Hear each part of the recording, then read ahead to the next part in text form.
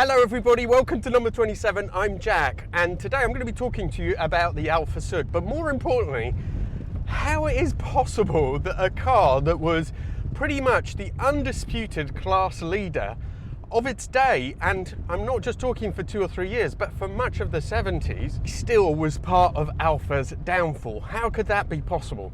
Well, first of all, let me give you a little bit of a history. Incredibly, Alfa Romeo was owned by the Italian government from the 1930s until 1985, I think, when Fiat finally took over.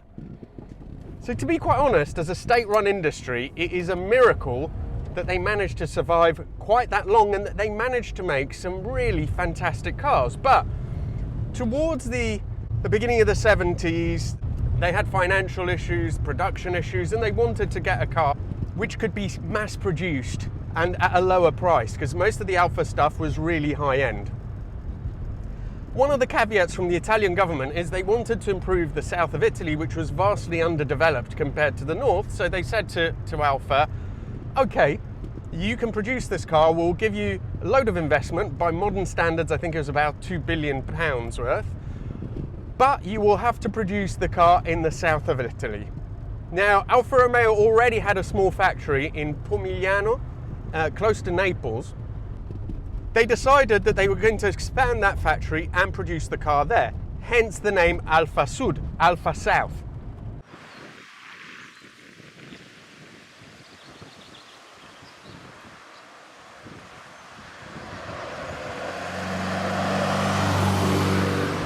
Now, these little Suds had a number of firsts for many cars and definitely for Alfa. The first one is it was 4-disc brakes, which was almost unheard of in a car of this size at the time. Secondly, Alfa Romeo produced an engine specifically for this new car. The Boxer was designed for the Sud, and it enabled the incredibly low center of gravity that you can see in the engine bay. It is crazy how low down the engine was. Also, it was designed for the time to be economical, to perform well, to be a nice revvy engine, so it really suited this car perfectly. It was, of course, also Alfa's first ever front drive car, and oh my, in terms of handling for a front drive car, they really pulled out all the stops. We'll talk about that a bit more in a minute.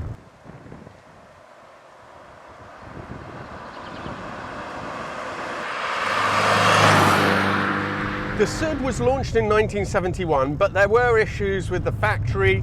The problem was that they had started a new factory right in a place, in a part of Italy where there was no tradition in manufacturing cars. So it was quite difficult to get the quality right. There were poor worker relations, so that kind of blunted, well, the numbers that they were able to produce.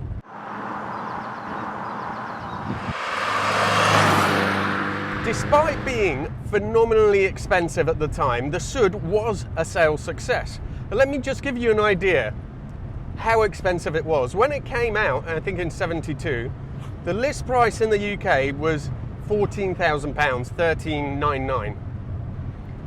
And Morris Marina launched a year later. I know it's not a great car, I know it's slightly bigger actually, but the same engine size, that cost just £939. So about 40% more expensive, really pricey. Now, I absolutely love the way these Suds look, especially these earlier models with the thinner bumpers. It's just a very cohesive design. From some angles, I think some people think maybe it looks dumpy, but I don't. I think it works really well. And you've got massive amounts of room inside for the size. Journalists at the time were absolutely gobsmacked at how this thing handled. Now, you have to think about what was around at the time. I've mentioned the Marina, but the Allegro was another car that would have competed with this in the 70s. And this was deemed to be an absolutely fantastic handler for a little hatchback. At the time, there is another legend really, the first version of a Volkswagen Golf, but even that didn't handle in the twisties as well as these do. The Golf was definitely better in some respects. Overall, it was definitely more of a successful car. It was built better and the driving position was better, but these handled better and they had nicer engines. So is this reputation for handling justified? This is the 1.5 Super, which has about 85 horsepower, so not a huge amount of power, but they were quite light, I think around 800 kilograms, which does help. The engine is quite nice and zingy. It doesn't rev up particularly quickly, but you can feel it's an older unit, but it's nice. The driving position isn't ideal. My knees are sort of tucked up, but I've got the right sort of length to the wheel. The interior, even by 70s standards, isn't fantastic, but it's pretty functional at least. It doesn't have too many switches that are tucked away in unfathomable places. Where it is really quite something is how it goes down a twisty, bumpy road like this one. The brakes are nice and firm, they work really well, you get lots of feedback. Modern cars just don't do that. The steering is pretty slow, but you got this big wheel as well. But once it's turned in, it feels really tenacious and it handles the bumps really well. It just sort of seems to float over everything. It's quite a loose-limbed little car.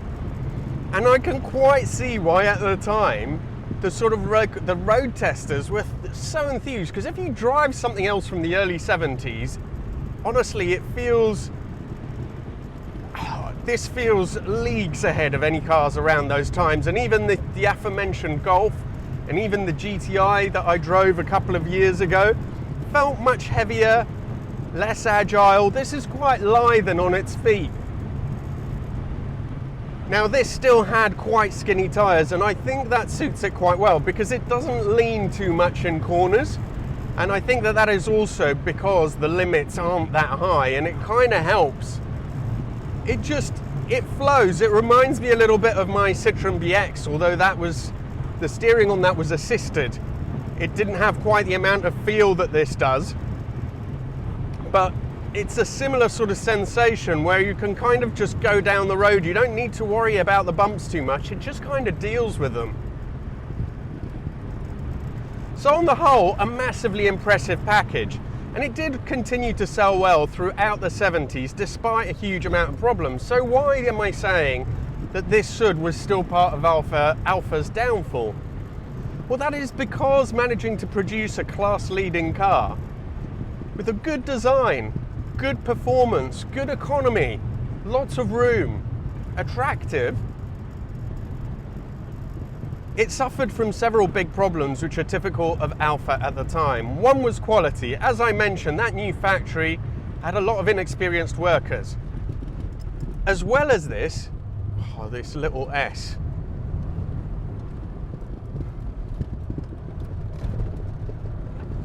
For a little old front driver, it's amazing how it goes through that.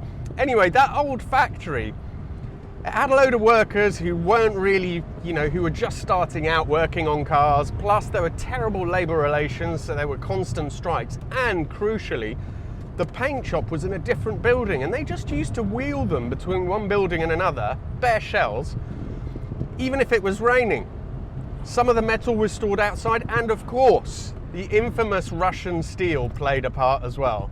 Between the fact that they weren't really very well rust-proofed, the quality wasn't there, it just carried on maintaining that negative momentum for Alfa, which was to stick for years and years and still does today. I love this little car. I think it is fantastic, and I'm so glad. It's one of my heroes, and I think in this spec it is just absolutely perfect. So I'm really glad that I'm happy that I haven't driven one for quite a few years, so I'm really happy I've been able to drive it today, and it's lived up to my expectations. I think driven hard, it's not quite a GTI, but driven hard, I think it really rewards. It's one of those cars that is just fantastic. Just going to butt in quickly here because I completely forgot to say in the original recording that I have also recorded an owner profile for this AlfaSud. Harry, who owns the AlfaSud, there's a really short segment that will be coming up in a couple of days, so do keep your eyes open for that video when I release it if you enjoyed this one. Thank you all so much for watching. I really appreciate it. If you have a car that you'd like me to review, something unusual, or if you have personal history as well, if you're someone who has an interesting story about the car, do get in touch with me. Instagram is the best way. I really look forward to seeing you for the next one.